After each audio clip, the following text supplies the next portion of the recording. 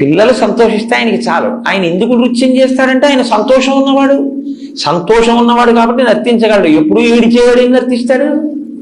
వాడు ఏడుస్తూ కూర్చుని ఉంటాడు, వాడికి సంతోషమే లేదు, ఇంకా భావ ప్రకటన ఎక్కడ ఉంటుంది? కాబట్టి ఆయన సంతోషం ఉన్నవాడు, ఆయన ప్రేమ కలిగినటువంటి వాడు, ఆయన ప్రసన్నంగా ఉండేవాడు. పిలిస్తే పలుకుతాడు, పిలిస్తే పలికి మీ కోరిక తీరుస్తాడు. ప్రసన్నంగా ఎప్పుడు వినడానికి సిద్ధంగా ఉంటారు. ఆయన ప్రసన్నమైనటువంటి వాడు కాబట్టి సుముఖ, మంచి ముఖం ఉన్నవాడు కాదు. సుముఖ అంటే ఇంకో అర్థం ఏమిటో తెలుసా అండి? ఏ ముఖాన్ని మీరు చూస్తే మీకు లక్ష్మీ కటాక్షం కలుగుతుందో ఆ ముఖం సుముఖం. లక్ష్మీ కటాక్షం అంటే ఏమిటి? సంకల్ప సిద్ధి.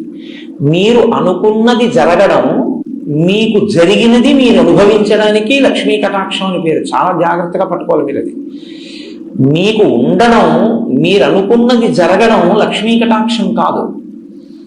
మీరు అనుకున్నది జరిగి దాన్ని మీరు అనుభవించగలిగితేనే లక్ష్మీ కటాక్షం. అంటే ఉన్నదాన్ని అనుభవించగలగడం. ఇంట్లో పదార్థం ఉంది, తను తినగలగాలి, ఆరోగ్యం ఉండాలి కదా. అందుకే కదా 16లో ఆరోగ్యం వచ్చింది.